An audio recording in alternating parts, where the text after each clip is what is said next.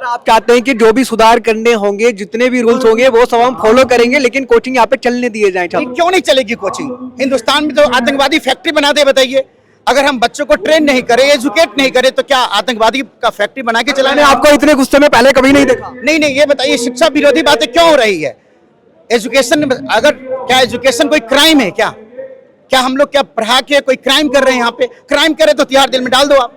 अगर लगता है मैं क्राइम कर रहा हूँ, लेकिन बच्चे अगर हजारों की संख्या में बच्चे बढ़ रहे हैं ना, तो आपको टीचर का पीठ थपथपाना चाहिए कि तुम्हारे अंदर वो जादू है कि हजारों बच्चे आज पढ़ रहे हैं तुम्हारे पास। पढ़ाई लिखाई के प्रति कहाँ माहौल होता है देश दुनिया में? इसका कॉल आ रहा है, छात्र का कॉल आ रहा है कि मेरा एग्जाम, मेंस का एग्जाम है, एसएससी का प्री का एग्जाम है, मेंस का एग्जाम है, आईएएस का एग्जाम है। हर तरह के बच्चे हैं एग्जाम की तैयारी कर रहे हैं। उनका नुकसान कौन भरेगा? उनका 1 साल चला गया।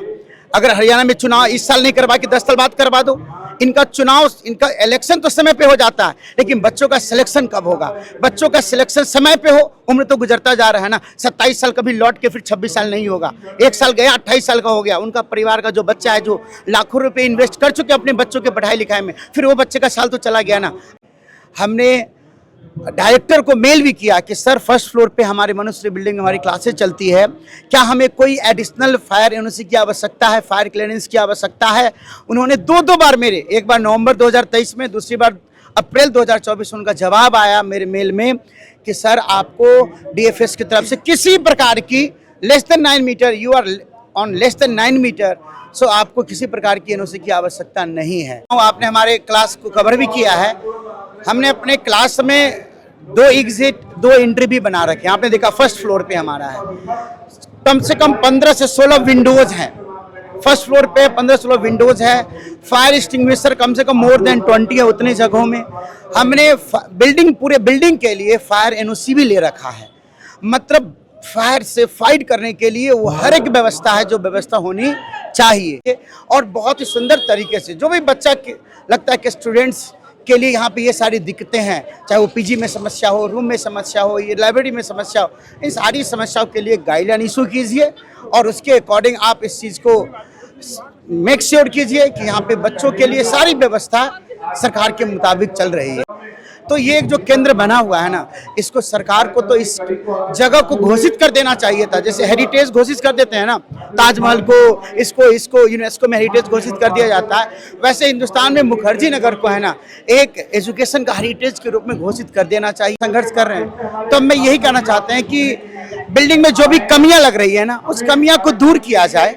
अगर मेरा एक शरीर का कोई अंग अगर खराब हो जाता है, उसको काट के नहीं हटाते हैं, पूरे शरीर को दफना नहीं देते हैं, बल्कि हम उस अंग को सही करते हैं। नमस्ते दोस्तों, मैं हूं शिवम दिवाकर और अक्सर आप लोगों के लिए मुखर्जी नगर के वीडियो बनाता रहता हूं। पिछले कई दिनों से मुखर्जी नगर में एक आंदोलन चल रहा है कि मुखर्जी नगर को बचाओ। उसमें बहुत बड़े बड़े अध्यापक भी शामिल हैं। क्रिस्टोफर सर का एक जाना माना नाम है और भारत में बहुत सारे स्टूडेंट सर से पढ़ते हैं, सेलेक्ट भी हुए हैं और जानते भी हैं। सर भी इस आंदोलन में शामिल हैं। अभी आप देखेंगे यहाँ पे बहुत सारा क्राउड है। सर, सबसे पहले आपका बहुत बहुत स्वागत है। और आप भी इस आंदोलन में लगभग कई दिनों से मेहनत कर रहे हैं बच्चों के लिए। आप लोग ऐसा कह रहे हैं कि एक शिक्षा का केंद्र है मुखर्जी नगर, कहीं ना कहीं इसका पतन होने जा रहा है। आप बचाने की पूरी कोशिश कर रहे हैं दिन रात। क्रिस्टोफर सर, अब क्या चाहते हैं? क्योंकि इसका एक इतिहास है मुखर्जी नगर का, कहीं ना कहीं खत्म होने जा रहा है। आप सभी अध्यापक यहाँ पे एकजुट होकर के डटे हुए हैं कि स्टूडेंट यहाँ पे आए, पढ़े, आगे बढ़े, डरने घबराने की कोई जरूरत नहीं है। यहाँ पे ऐसा कुछ नहीं है। अब आप क्या चाहते हैं, आप सभी अध्यापक? सबसे पहले दिवाकर जी, बहुत बहुत नमस्कार आपको और आपके दर्शकों को बहुत बहुत नमस्कार। देखिए क्या है कि पिछले 15 साल से आप देखिए वहाँ पे कुछ बच्चे, आप उधर कैमरामैन को बोलिए, वो दिखाएंगे कुछ बच्चे कैसे वहाँ पे बहुत सारे प्ले कार्ड के साथ आ रहे हैं। ये जो मुखर्जी नगर है ना, कई सालों से, मैं तो 15 साल से यहाँ पे हूँ, तो मतलब क्या है कि सपनों का शहर बना हुआ है। और वो सपना जहाँ पे बच्चे आके मेहनत करके कुछ पाना चाहते हैं, तो हम सरकार से यही दरख्वास्त कर रहे हैं कि मुखर्जी नगर को जो शिक्षा केंद्र बना हुआ है, इसको बच्चा स्टूडेंट फ्रेंडली कैसे बेहतर से बेहतर बनाया जाए। आप इस पे एक गाइडलाइन इशू कीजिए ताकि बेहतर तरीके से एक आप दिखाइए, इधर दिखाइए उनको। काफी लोग अपने सपनों के लिए यहाँ पे मुखर्जी नगर में हजारों की संख्या में संघर्ष कर रहे हैं। तो मैं यही कहना चाहते हैं कि बिल्डिंग में जो भी कमियां लग रही है ना, उस कमियां को दूर किया जाए। अगर मेरा एक शरीर का कोई अंग अगर खराब हो जाता है उसको काट के नहीं हटाते हैं, पूरे शरीर को दफना नहीं देते हैं, बल्कि हम उस अंग को सही करते हैं। तो जो भी फायर से संबंधित सरकार को लगती की समस्या है, आप उस फायर की समस्या को दूर कीजिए, बजाय कि मुखर्जी नगर को कचरा का डिब्बा बना दीजिए। ये बिल्कुल गलत है। बच्चे बड़ी उम्मीद से यहाँ दूर दूर से आते हैं। अभी मैं रोड पे से इधर क्रॉस कर रहा था, देखा एक 5-6 अंकल थे जो कार में बैठे हुए थे। वो मुझसे पूछ रहे थे कि बेटा यहाँ पे सीटेट और एसटेट की कोचिंग की क्लास मेरी बेटी और बहू को लेना है, कहाँ पे कोचिंग है बता दो। देखिए कहाँ से, मैं कहा यूपी से आ रहा हूँ मैं।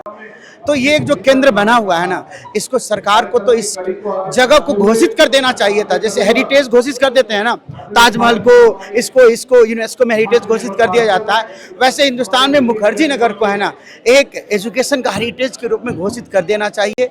और बहुत ही सुंदर तरीके से जो भी बच्चा लगता है कि स्टूडेंट्स के लिए यहाँ पे ये सारी दिक्कतें हैं, चाहे वो पीजी में समस्या हो, रूम में समस्या हो, ये लाइब्रेरी में समस्या हो, इन सारी समस्याओं के लिए गाइडलाइन इशू कीजिए और उसके अकॉर्डिंग आप इस चीज़ को मेक श्योर कीजिए कि यहाँ पे बच्चों के लिए सारी व्यवस्था सरकार के मुताबिक चल रही है। पहले मैंने देखा था आपने अपनी क्लासरूम में काफी ज्यादा काम कराया था, आपने मीटर भी बाहर करा दिए थे, सारे टीचर जो भी रूल्स थे सेफ्टी के फॉलो करने के लिए तैयार थे, आपने शायद काम भी कराया था। अब क्या इशू हुआ, अब भी आप काम कराने के लिए और तैयार हैं? दिवाकर जी, मैं आपको बताऊं, आपने हमारे क्लास को कवर भी किया है। हमने अपने क्लास में 2 एग्जिट 2 एंट्री भी बना रखे हैं। आपने देखा फर्स्ट फ्लोर पे हमारा है, कम से कम 15 से 16 विंडोज हैं। फर्स्ट फ्लोर पे 15-16 विंडोज है। फायर एक्सटिंग्विशर कम से कम मोर देन 20 है उतनी जगहों में। हमने पूरे बिल्डिंग के लिए फायर एनओसी भी ले रखा है। मतलब फायर से फाइट करने के लिए वो हर एक व्यवस्था है जो व्यवस्था होनी चाहिए। हमने डायरेक्टर को मेल भी किया कि सर फर्स्ट फ्लोर पे हमारे मनुष्य बिल्डिंग हमारी क्लासेस चलती है, क्या हमें कोई एडिशनल फायर एनओसी की आवश्यकता है, फायर क्लियरेंस की आवश्यकता है।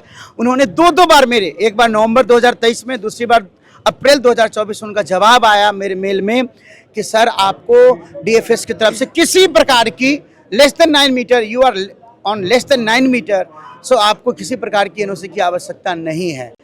एमसीडी कह रही है कि coaching centre is a permissible activity according to MPD 2021। हमारे फायर डायरेक्टर वो कह रहे हैं कि आपको लेस देन 9 मीटर्स में आते हो, आपको एनओसी की आवश्यकता नहीं है। और मेरे क्लासरूम को आपने देखा ही है, सारी व्यवस्था मैंने कर रखा, फिर भी आए।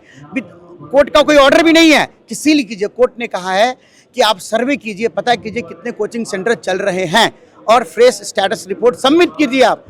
लेकिन एमसीडी ने क्या किया, सील कर दिया है। इसमें छात्रों का भी लगातार नुकसान हो रहा होगा। नुकसान हो रहा है, पेरेंट्स का कॉल आ रहा है, छात्रों का कॉल आ रहा है कि मेरा एग्जाम, मेंस का एग्जाम है, एसएससी का प्री का एग्जाम है, मेंस का एग्जाम है, आईएएस का एग्जाम है, हर तरह के बच्चे हैं एग्जाम की तैयारी कर रहे हैं। उनका नुकसान कौन भरेगा? उनका 1 साल चला गया। अगर हरियाणा में चुनाव इस साल नहीं करवा के 10 साल बाद करवा दो, इनका चुनाव, इनका इलेक्शन तो समय पे हो जाता है, लेकिन बच्चों का सिलेक्शन कब होगा? बच्चों का सिलेक्शन समय पे हो, उम्र तो गुजरता जा रहा है ना। 27 साल कभी लौट के फिर 26 साल नहीं होगा। 1 साल गया, 28 साल का हो गया। उनका परिवार का जो बच्चा है, जो लाखों रुपए इन्वेस्ट कर चुके अपने बच्चों के पढ़ाई लिखाई में, फिर वो बच्चे का साल तो चला गया ना। अब कौन उस घर को चलाएगा? जो सपना था कि बच्चा 27 साल 28 साल के पहले घर की गरीबी को दूर करेगा, उनका तो खत्म हो गया ना। सर आप चाहते हैं कि जो भी सुधार करने होंगे, जितने भी रूल्स होंगे वो सब हम फॉलो करेंगे, लेकिन कोचिंग यहाँ पे चलने दिए जाए। क्यों नहीं चलेगी कोचिंग? हिंदुस्तान में तो आतंकवादी फैक्ट्री बना दे, बताइए।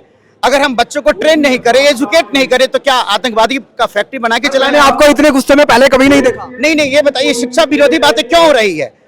एजुकेशन, अगर क्या एजुकेशन कोई क्राइम है? क्या हम लोग क्या पढ़ा के कोई क्राइम कर रहे हैं? यहाँ पे क्राइम करे तो तिहाड़ जेल में डाल दो आप।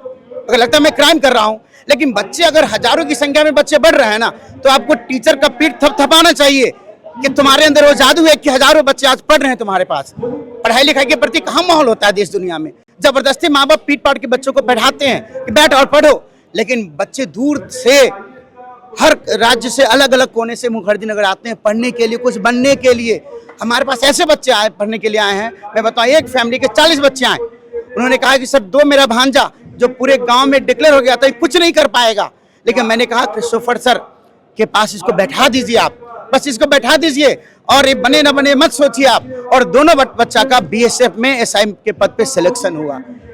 तो बताइए ये माहौल को क्या बर्बाद किया जाए? ऐसे माहौल को क्रिस्टोफर सर से बहुत सारे स्टूडेंट पढ़ना चाहते हैं, उनका ये डाउट है कि अभी हम जाएं या ना जाएं, सर की क्लास कहाँ चलेगी कहाँ नहीं चलेगी, चलती हुई बंद हो गई, आप उनको क्या कहना चाहेंगे? नहीं, मैं तो यही कहूंगा कि जो बच्चे फिलहाल अभी सीलिंग का दौर चल रहा है, तो अभी आप यहाँ पे आएंगे, कमरे लेंगे, कमरे में आपका 10 तरह का इन्वेस्टमेंट होगा, एक बार सीलिंग की समस्या समाप्त हो जाती है, जो बहुत जल्द हो जाएगी।